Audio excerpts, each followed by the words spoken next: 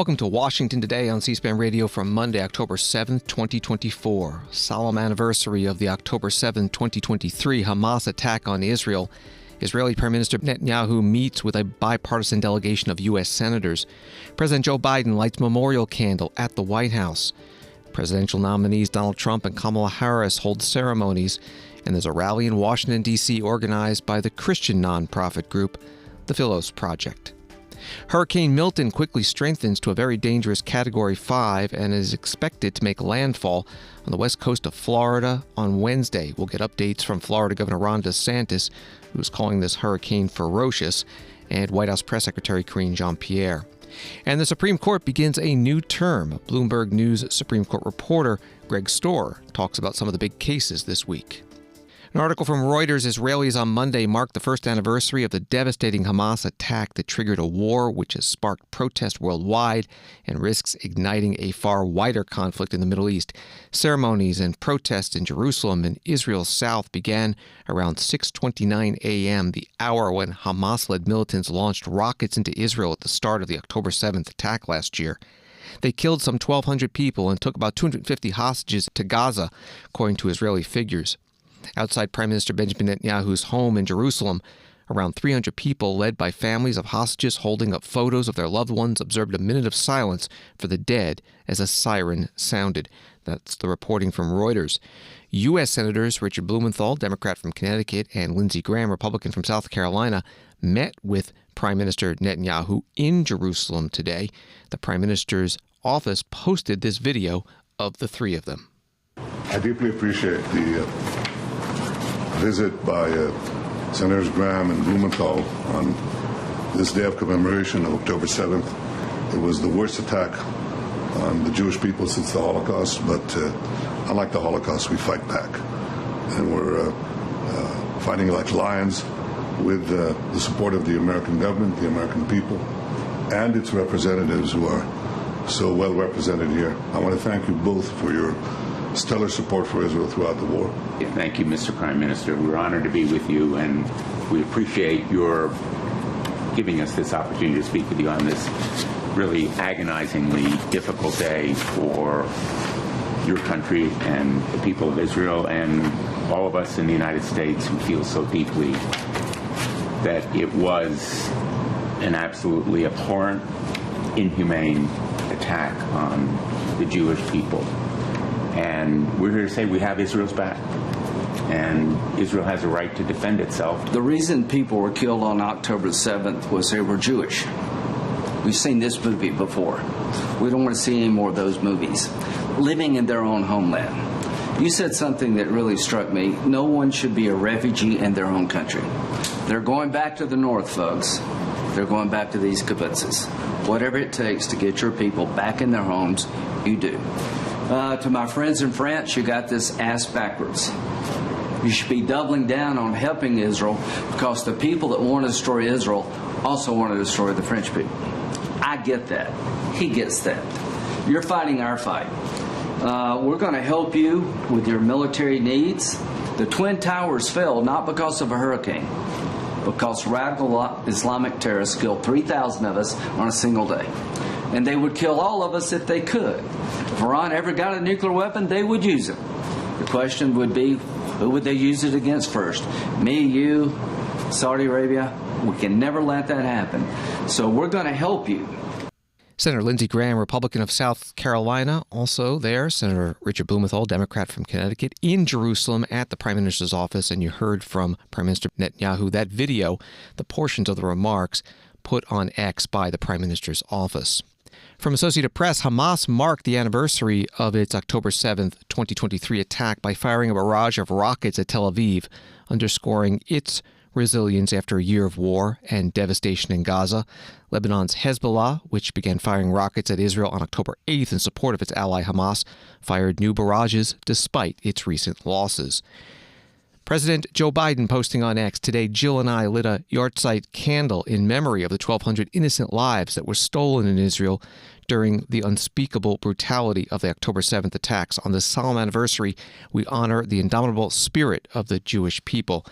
President Biden and First Lady Jill Biden did not speak at the brief ceremony at the White House. Joining them and making some remarks, Rabbi Aaron Alexander of Adas Israel Congregation in Washington, D.C.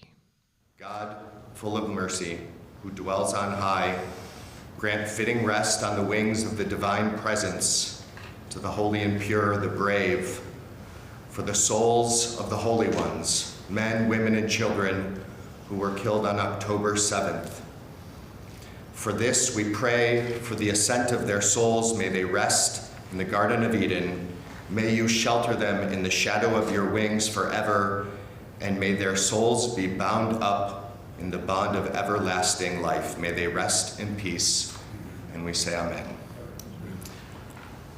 We're now going to light the Yortzeit candle, the memorial candle, and then observe a moment of silence.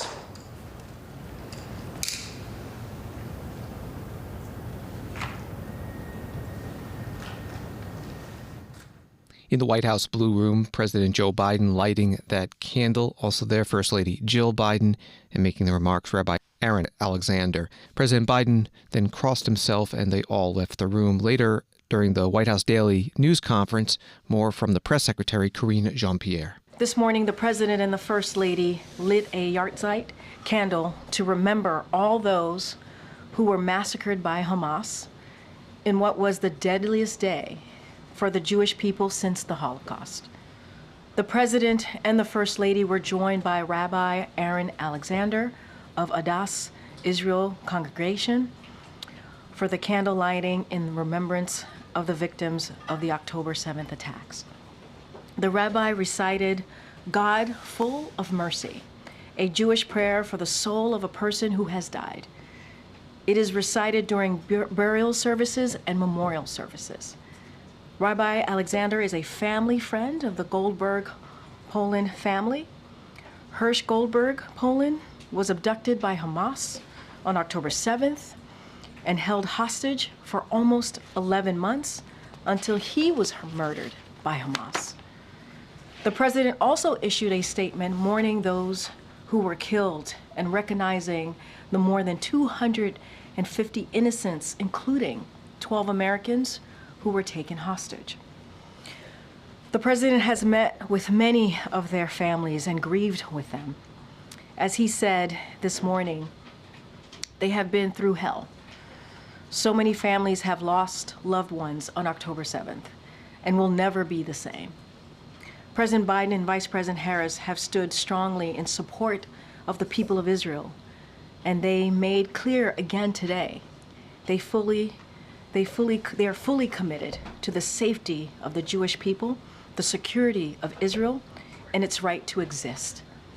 As both the president and the vice president said, we must bring the hostages home who are being held in Gaza.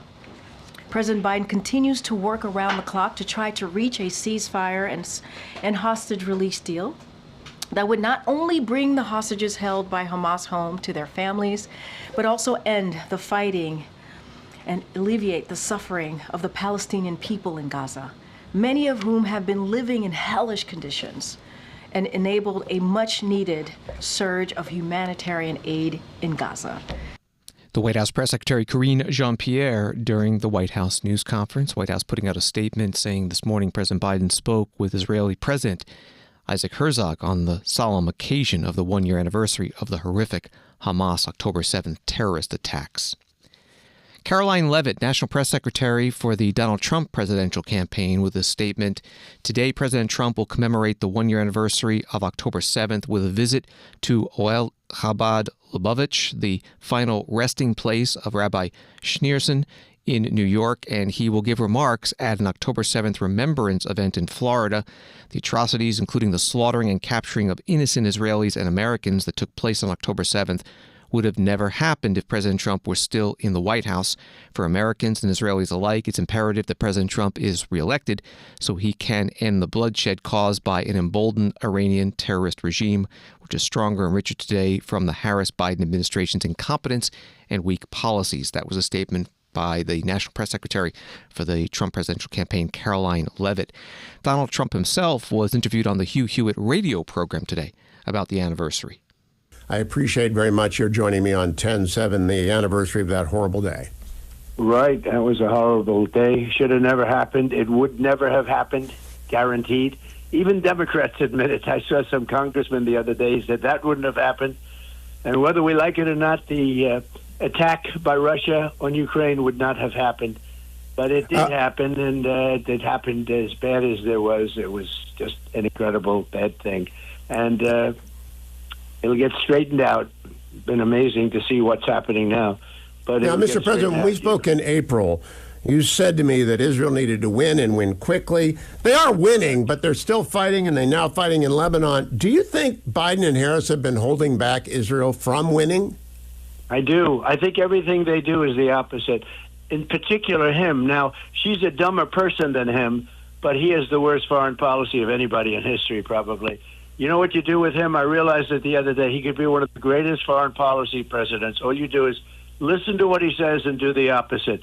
If you've done the opposite for 30 years with this poor guy, this poor, pathetic guy, if you've done the opposite for 30 years, you would have been successful. But he's never gotten it right. Donald Trump, Republican presidential nominee and former president, interviewed on the Hugh Hewitt radio program. Later in the broadcast, he was asked about Israel's expected response to Iran's recent ballistic missile attack. Right now, Biden is talking through the media, don't hit the oil refinery, don't hit the nuclear sites. Do you think that's wise, or would you tell Netanyahu to do what he needs? Did you ever hear of anyone say, don't hit the meat? He's going, don't hit the nuclear. They asked him the other day, would you hit? Well, I don't think you should hit the nuclear. I thought it was the opposite. Okay, I sort of thought it was the opposite. The nuclear is the biggest single problem the world has, not global warming, where the ocean will rise 1/8 of an inch in the next 500 years. You know, these people are crazy. The biggest problem we have is nuclear warming, not global warming. And the nuclear people can't have the nuclear. The nuclear is the power. You know, I rebuilt our entire nuclear force, and our nuclear is the best in the world, and Russia's right behind us. But you know what? I'll tell you, you never want to use it. If you have to use it, it's obliteration. It's a dangerous thing. And Iran is very close to getting it. They would have never had it with me. I would have had a deal a long time ago because they were bust. They were totally bust. They were ready to make a deal. They would have made a deal, and these guys didn't do anything. I mean, we did. When you think of what we did, the Abraham Accords, Golan Heights, we did so much. There's never been a president that was so good to Israel or the Jewish people. I agree with that. Ambassador Friedman was on last week, and we talked about all that. Interview with Donald Trump, Republican presidential nominee, former president, by Hugh Hewitt, the radio show host.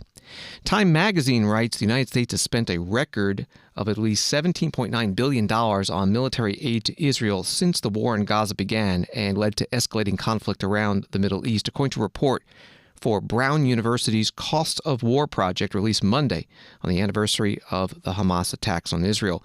An additional $4.86 billion has gone into stepped-up U.S. military operations in the region since the October 7, 2023 attacks, researchers said in findings first provided to the Associated Press.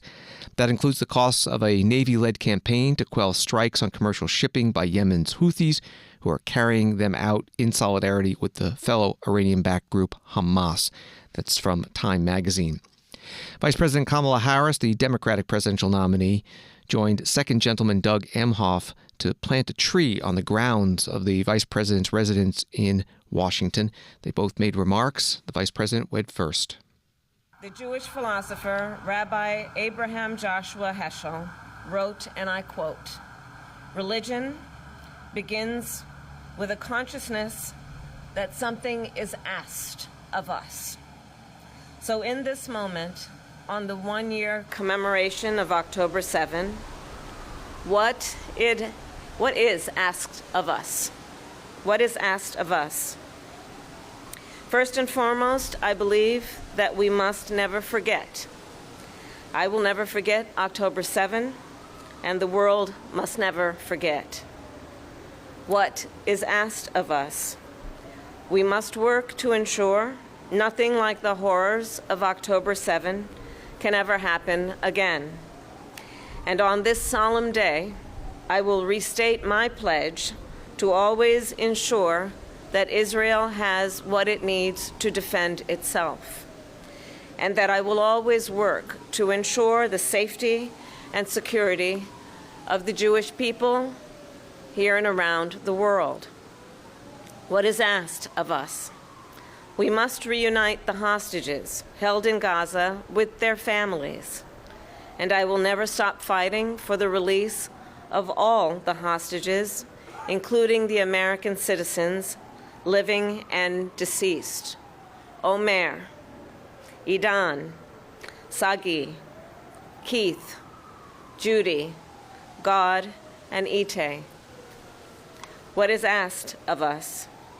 We must uphold the commitment to repair the world, an idea that has been passed on throughout generations of the Jewish people and across many faiths.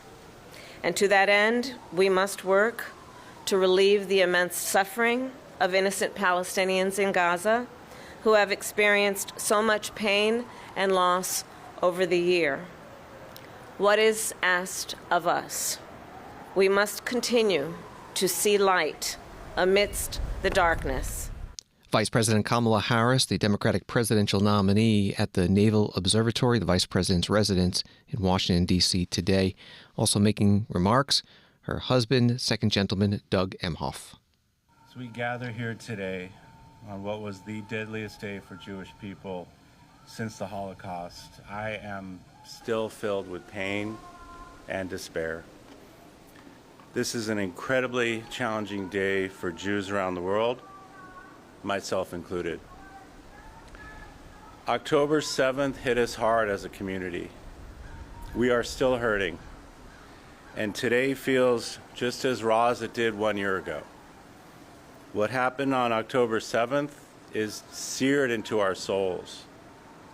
I can't stop thinking about the hostages and their families and all of those we've lost over the past year. Earlier today, I attended AJC's National October 7th Memorial Commemoration at 6 and I recited a prayer for peace, that we all see the day soon when this war and bloodshed come to an end. As the first Jewish spouse of an American president or vice president, I take this role very seriously. Kamala is the one who encouraged me to use my platform I have to fight against anti-Semitism and hate. She is also the person who encouraged me to lean into my Jewish faith. When we first moved into this residence, we affixed a mezuzah on the doorpost with our family present. Now, as we prepare to leave a legacy of our time here, we plant this pomegranate tree to honor this solemn day and for the families who will come after us to enjoy. This is the first tree we've planted since we moved in here, and it'll be the first fruit tree ever planted by a second family at the residence. Kamala and I are proud to continue a tradition with this symbolic meaning for every family that's lived here and who will live here. And it is especially meaningful to me that this property will now always commemorate the pain of the Jewish people, as well as the resilience and hope of the Jewish people. May the memories of those we've lost be a blessing. Thank you. Second Gentleman Doug Emhoff at the vice president's residence, along with Vice President Kamala Harris, the Democratic presidential nominee. Before that tree planting, it was a pomegranate tree. A CNN article says that tree represents hope and righteousness in Judaism. You heard in the background as they were speaking that there was some protests going on, people speaking through bullhorns across the street. Washington Times has an article, the Abandon Harris campaign has endorsed Green Party presidential nominee Jill Stein. The campaign, known as the Abandon Biden campaign until he dropped out of the race, is a protest movement of left-wing pro-Palestinian activists opposed to U.S. support for Israel. The group wrote in a release Monday, "We have consistently emphasized the importance of utilizing every available tool to resist injustice, with voting being a critical element. While voting alone is not the solution to our pursuit of truth and justice, it is a powerful tool that must be wielded ethically." Senator Chuck Schumer, Democrat from New York, the majority leader, posting a photo of himself on X today in Temple with a black yarmulke, writing, "As we mark 10 10:07, I pray at my synagogue, Congregation Beth Elohim in Brooklyn, for the victims of Hamas's terrorism, the hostages, and their families. On 10/7, Hamas displayed such viciousness to try to scare Israelis, Americans, and the world into submission, but they failed. And House Speaker Mike Johnson, Republican from Louisiana, posted this video about the anniversary. 1 year ago, shortly after 6:30 a.m., terrorists launched the most violent and senseless attack on the Jewish people since the Holocaust. I was at my home in Shreveport, Louisiana, when I heard the news, and I was shocked and outraged and heartbroken. In the days that followed, as we began to understand the unspeakable terror Hamas committed, it became clear things were never going to be the same for Israel, for the Jewish people, or for the world. Today, Hamas is still holding hostages in Gaza, and families are fighting earnestly to bring them home. Jewish students on university campuses have had to face down peers who have justified the October 7th attacks and repeated Hamas' slogans. This terror and anti-Semitism have demanded total resolve from America's leaders. Since the attack, Congress has delivered $26 billion in lethal military aid to Israel and to U.S. forces operating in the region. We've also had the chance to host Prime Minister Netanyahu for a joint address to Congress, and I've been able to meet with students at Columbia University. I've been proud to go to the mat for Israel as it fights for its very right to exist. And now, as our ally seeks to combat Hezbollah and allow its residents to return to their homes in the north, we must be reminded of the need to stand by our great ally and to pray for peace in Jerusalem. That video posted by House Speaker Mike Johnson, Republican from Louisiana. There was a rally on the National Mall in Washington, D.C. today titled Stand with Israel. It was hosted by the group the Philos Project, which says its mission is to promote positive Christian engagement in the Near East by creating leaders, building community, and taking action in the spirit of the Hebraic tradition. And one of the speakers today was Penny Nance, President and CEO of Concerned Women for America. We refused to turn a blind eye to 7 Americans and 100 Israelis currently be held hostage underground.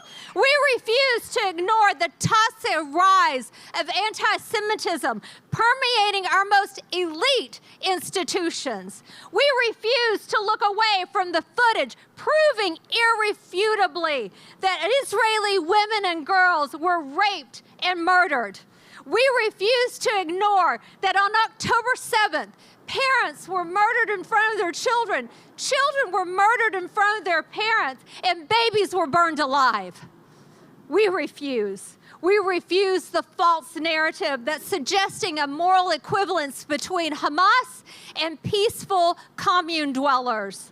It's malicious. No, instead, we immediately after October 7th reached out a hand of friendship to our Jewish sisters, bringing them to Congress and to the stage of the Republican National Convention. Instead, we comforted and wept with hostage families and wept and prayed for innocent Gazan children who also are victims of Hamas. Instead, our Young Women for America collegiate leaders stood up to campus bullies by linking arms to their Jewish classmates and holding prayer vigils all over this country for Israel. Instead, we stepped into the pulpits of mega churches and called Christians to action like never before on behalf of Jewish Americans and the Jewish state. Instead, we used our voices like Queen Esther of old to speak for the voiceless. Instead, we loudly and proudly hung Israeli flags in front of our homes and in our churches. Instead, we challenged Christians around the world to unite for Israel. At CWA, we will never give up. We will never back down. We will not stop speaking until every hostage is home and Israel is safe again. Penny Nance is the president and CEO of CWA, Concerned Women for America, at today's Stand with Israel rally on the National Mall in Washington. Another speaker was Dalia Zieda, executive director of MEME Center for Middle East and Eastern Mediterranean Studies. Thank you so much. Actually, it's a great honor and pleasure to be with you here today. And for a change, you're having someone who's not Israeli or American or Jewish, but an Egyptian Muslim who came here to confirm and assure you that there are people in my region, in my community, who believe that we all belong to the same human family. And there is no reason to hate each other and fight against each other under the flag of jihad or under the flag of fighting in the name of religion. I am Egyptian and I support Israel in its war against Hamas, Hezbollah, and the state sponsors of terrorism known as the Axis of Evil, whose ultimate goal is to dominate the Middle East and destroy the West. Yes, I'm coming here from the Middle East to tell you that this is a war on the West. It's not only a war in the Middle East. As we remember the horrors of October 7 massacre, let me be the one highlighting the silver lining of the October 7 tragedy.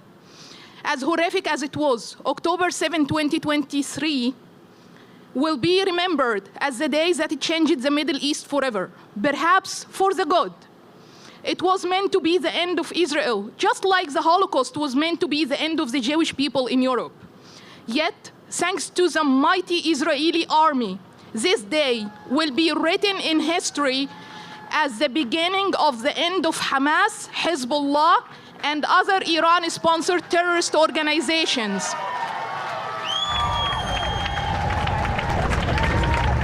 Well, history may also remember this day as the beginning of the end of the Islamic regime in Iran. Dalia Zieda, Executive Director of the Meme Center for Middle East and Eastern Mediterranean Studies at a rally on the National Mall in Washington hosted by the Philos Project.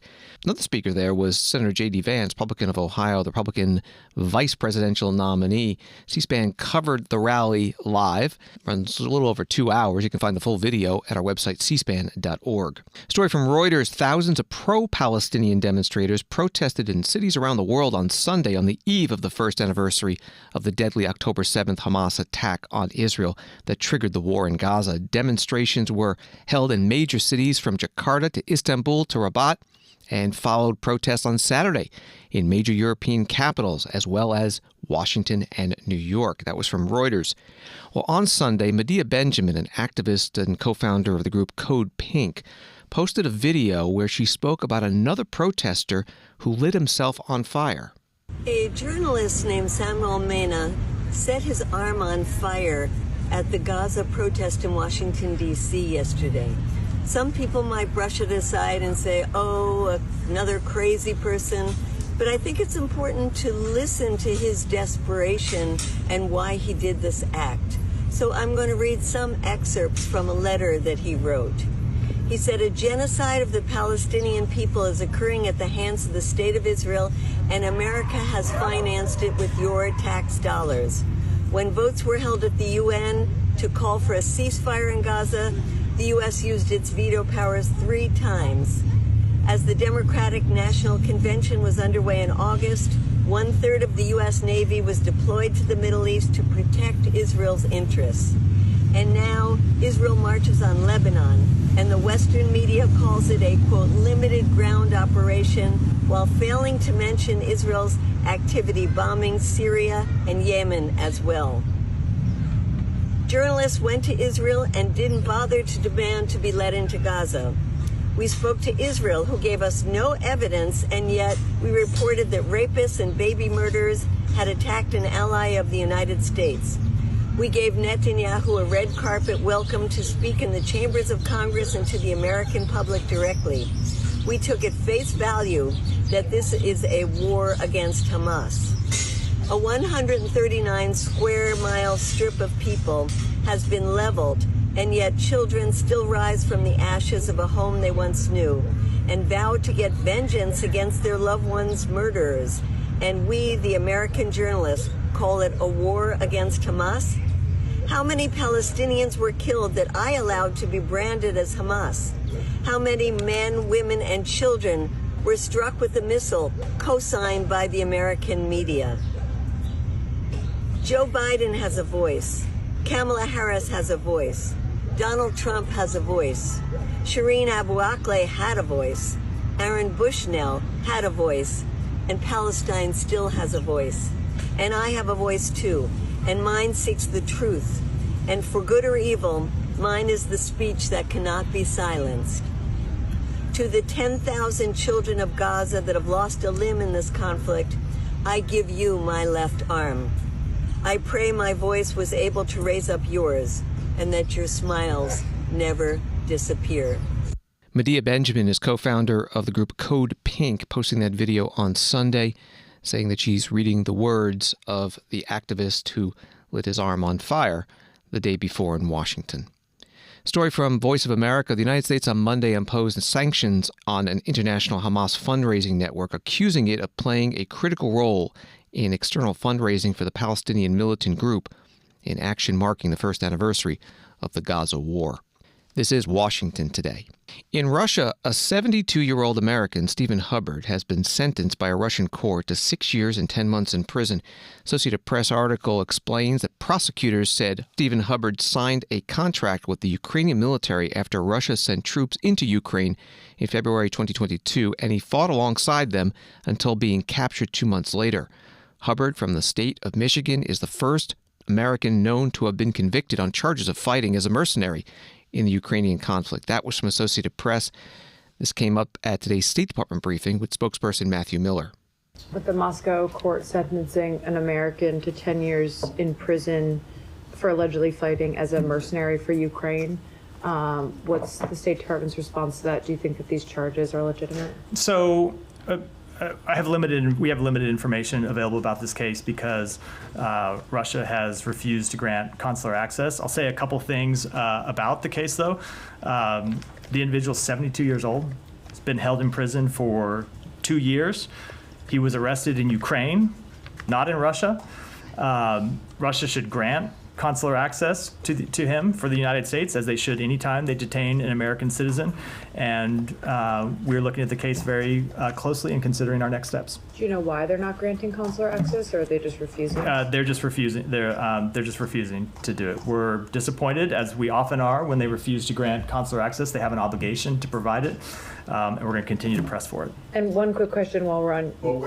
They just said no? Or Yeah. Did they give an explanation like, we don't think he's an American citizen? I don't have, if there's any further information, I don't have it here. There's certainly no dispute of his American citizenship. State Department spokesperson Matthew Miller at his news conference at the State Department in Washington.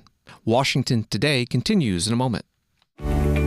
Listening to programs on C-SPAN through C-SPAN Radio is easy. Tell your smart speaker, play C-SPAN Radio, and listen to Washington Journal daily at 7 a.m. Eastern.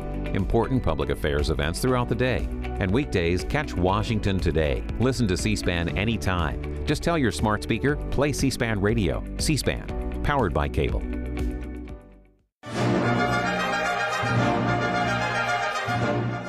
The weekly podcast is a unique offering from C-SPAN.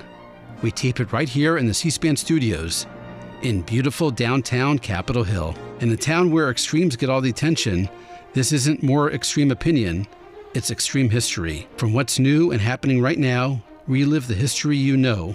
So listen, follow, and enjoy the C-SPAN podcast, The Weekly. Find it wherever you get podcasts.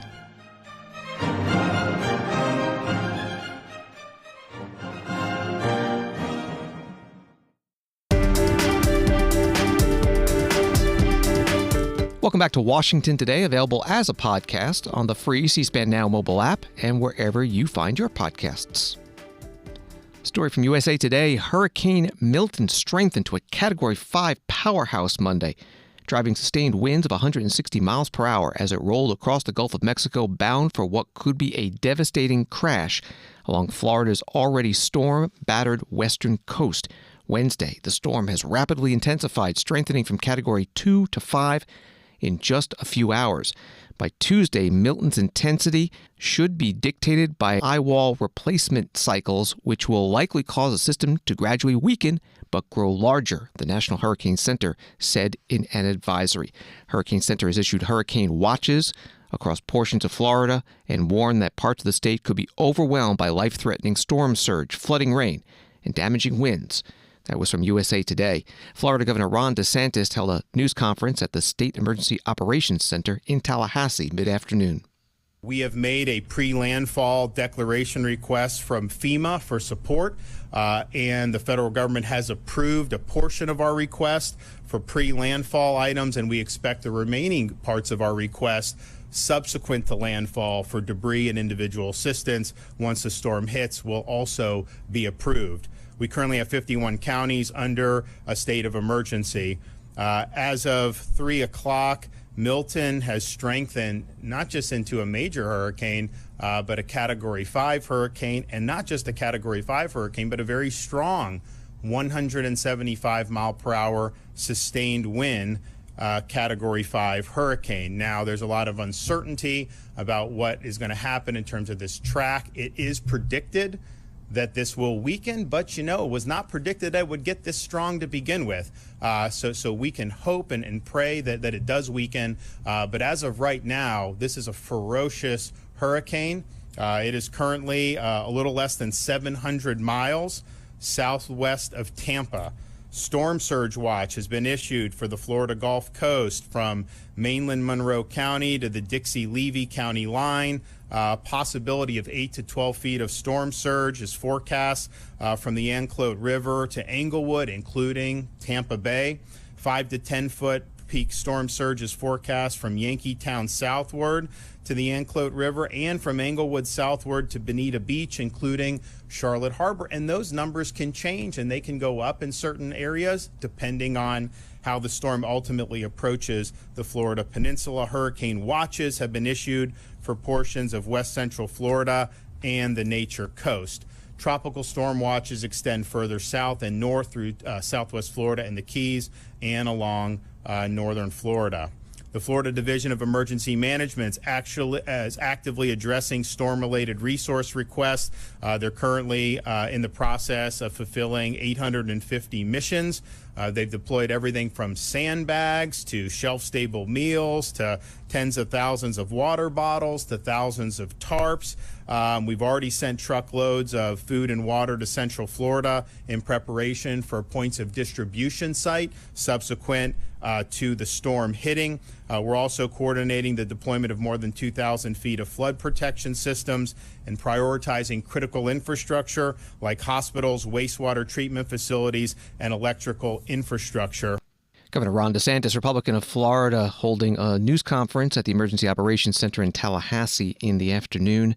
Story from NPR. Several Florida counties have ordered evacuation so far, and Governor DeSantis said Monday that people should expect a flurry of them throughout the day. State officials are urging Floridians to follow local guidance and make emergency preparations, whether they are evacuating or sheltering at home. President Joe Biden writing on X, I just approved an emergency declaration from the state of Florida and ordered federal assistance to supplement response efforts that may arise due to emergency conditions resulting from Hurricane Milton. We expect the storm to again make landfall in western Florida and are working quickly to pre-position federal response personnel and assets. That was from President Biden. The White House Press Secretary Karine Jean-Pierre spoke about Hurricane Milton at her press conference at the White House. What's the confidence that FEMA is prepared to handle what could be two major disasters at the same time? And can you talk a little bit more about what they're doing specifically with Milton while they're still handling Helene? And then finally, there was a report, I believe it was NBC, just as we were coming out, that Governor DeSantis is dodging calls with Vice President Harris and President Biden. Is that an issue? Is politics starting to sink into this? I mean, that's really for the governor to speak to, right? You've heard me mention, I believe in the gaggle last week when we were heading to Florida and Georgia, we invited the governor, right, to come and survey the damaged areas with the president. Obviously, we're in Florida. We invited the governor of Florida to come. It was his decision to not attend or not be there with the president. The president has reached out around Hurricane Helene. He reached out. It is up to the governor. It is really up to the governor. We know, I can say, and I think you've heard this from the FEMA administrator. She has been able to speak with the governor. She spoke with him yesterday in regards to Milton, that hurricane coming shortly. And so we have been in touch with state and local officials in order to be able to help the people of Florida who are going to be impacted, who were impacted certainly by Helene, and we're going to continue to certainly pre-position on the ground, and we're going to support. We're going to support the communities with whatever they need, and whenever. That is our commitment. That is our commitment to the folks who are going to be impacted. So we've been in touch with state and local officials in Florida, and we're going to ensure that we meet in advance what their needs are going to be. And FEMA's on the ground supporting that. So that's important. It's up to the governor. It is up to him. We are doing our part in the Biden-Harris administration, working, obviously FEMA's work is on the ground, all hands on deck, whole of government, robust approach here. And so, again, that's for Governor DeSantis to speak to. The White House Press Secretary Karine Jean-Pierre at her news conference, returning to Governor DeSantis' news conference in Tallahassee, Florida. He was asked about the reports that he did not take the call of Vice President Kamala Harris, the Democratic presidential nominee. There from Matt Dixon that you declined a call from the vice president. Is that true? And why? No, I didn't know she called me. I saw that, but I was not aware of that. Story from CNN. Hurricane Milton is on a collision course with Florida, and the latest forecast from the National Hurricane Center indicates it could come ashore in the Tampa Bay area Wednesday evening. If this track verifies, it'll be historic. The only major hurricane to ever come within 50 miles of Tampa was an unnamed storm in 1921 that moved just north of the city as the equivalent of a Category 3 hurricane, according to data from NOAA, the National Oceanic and Atmospheric Administration. That story from CNN. Wall Street today, the Dow down 398, NASDAQ down 213, S&P down 55. Supreme Court began its new term today, first Monday in October. C-SPAN spoke with Bloomberg News Supreme Court reporter Greg Stohr about some of the cases on the docket. Greg Stohr, big cases start right away with a gun rights case this week. Explain what we're going to be hearing here. That's right. This is a case about so-called ghost guns, which are guns that can be manufactured at home through kits that don't have the serial numbers that make them traceable. And so the question is whether whether alcohol, tobacco, firearms, and explosives, ATF, can regulate those guns, subject them to the same sorts of requirements that other firearms are subject to, which means dealers have to conduct background checks, they have to put serial numbers on them, things like that. It's not a gun rights case in the terms of it being a Second Amendment case. It is more like that case they had last term when they struck down the ban on so-called bump stocks. That case is set to be heard tomorrow on Ghost Guns. We're going to be airing it on C-SPAN. You can watch it in the usual way as we've learned how to watch cases. We'll give you the live oral argument, show you who's speaking at the time. That's set to begin 10 a.m. Eastern here on C-SPAN, cspan.org, and the free C-SPAN Now video app. That case will be heard tomorrow, likely to be decided in June, as expected. It's possible it could come out before then. We've gotten really used to all the biggest decisions coming out in June, but the court could resolve it earlier than that. What could be the other biggest decisions that could come out in June? So far, it's a relatively slow term, at least by the lights of the last 2 or 3 terms where we've had blockbuster after blockbuster, but it's early. Biggest case I would point to right now, not yet scheduled for an argument date, is a case involving transgender care for minors. A number of states, including Tennessee, have bans on things like puberty blockers and hormone treatments. There's a constitutional challenge to that being pressed by the Biden administration and some families. They say, among other things, it violates the Constitution's Equal Protection Clause. And then if viewers go to Bloomberg, they'll see this headline: Trump's election bid is a wild card as the Supreme Court term nears. Yeah, that's really the big question. That's what we're all sort of collectively holding our breath for. If it's an especially close race, the Trump campaign has made very clear that they are poised to challenge anything that they look suspicious to them.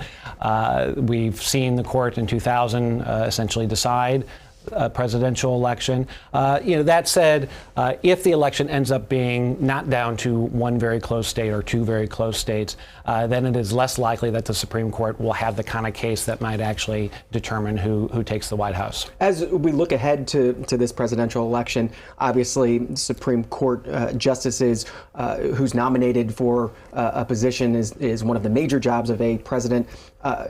How old is the oldest justice in the Supreme Court right now? Who's on sort of retirement watch, as they call it in Supreme Court talk? So it depends on who wins the election, and depends on who takes the Senate. But if say Donald Trump were to win and the Republicans were to take the Senate, you would be looking at Clarence Thomas and Sam Alito, who are both in their 70s, very conservative justices. If Kamala Harris wins the White House, if Democrats control the Senate, perhaps Sonia Sotomayor, who is the oldest of the liberal justices. No guarantee any of those folks would retire, and certainly if we end up in a world where one party controls the White House, the other controls the Senate, then a very different situation, because there's certainly a decent chance that nobody would get confirmed in that environment. What time do things get underway today, and what happens on the first day of a Supreme Court term? So on the first day of the Supreme Court term, we always get an orders list in just a few minutes at 9:30. That'll be a very long list. Will be mostly cases they're not going to hear. It'll be folks who have filed a petition for cert, which is what it's called, asking the court to hear the case. The Supreme Court will say no. So we'll get a long list of that, and then the court will hear a couple arguments starting at 10. A busy day ahead for Greg Stohr of Bloomberg. One more question before you go. Here's a picture from the Metro section of the Washington Post. It's about the Red Mass, the annual Red Mass. What is that? That is a mass that is put on here in the Catholic Archdiocese here that traditionally has a number of justices, not just Catholic justices, other justices have gone to seek God's help in the upcoming term.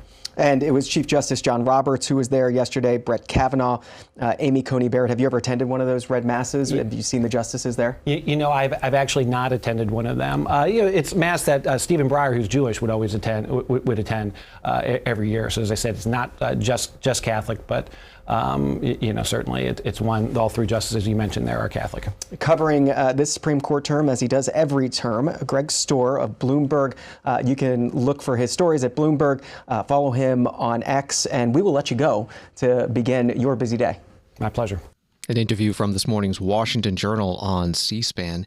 And some decisions by the Supreme Court today, as reported by the Associated Press. The Supreme Court let stand a decision barring emergency abortions that violate the law in Texas, which has one of the country's strictest abortion bans. The justices did not detail the reasoning for keeping in place a lower court order that said hospitals cannot be required to provide pregnancy terminations if they would break Texas law. There were no publicly noted dissents. And also from AP, the Supreme Court said Monday it won't hear an appeal from the social media platform X over a search warrant prosecutors obtained in the election interference case against former President Donald Trump. The justice did not explain their reasoning, and there were no noted dissents. The company, known as Twitter before it was purchased by billionaire Elon Musk, says a non-disclosure order that blocked it from telling Trump about the warrant obtained by special counsel Jack Smith's team violated its First Amendment rights. That reporting from AP.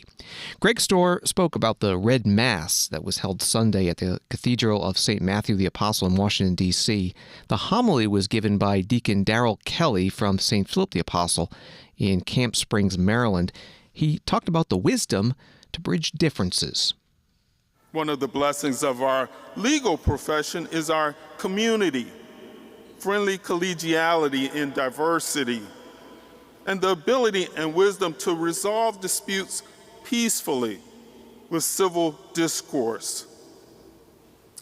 We understand that just because we are adversaries in the courtroom, we need not be adversaries in life.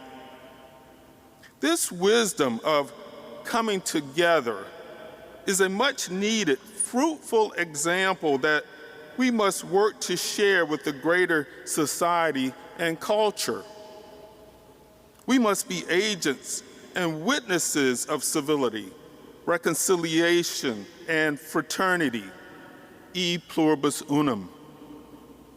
We too can touch those on the margins and peripheries of our families, communities, and societies. As lawyers, we are servants not only of clients or courts, but the whole society.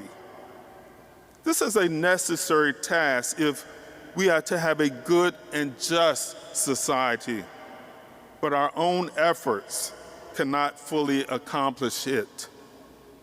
Therefore, today, we beseech the Holy Spirit to give us the wisdom, show us the way forward, and give us the inspirational strength to be faithful, to do the right thing always.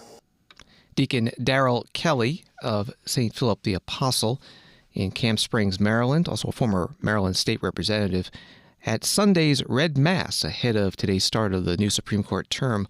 Catholic World Report has an article about it that reads, Red Masses are offered for those who work in all legal professions. The practice dates back to the 13th century.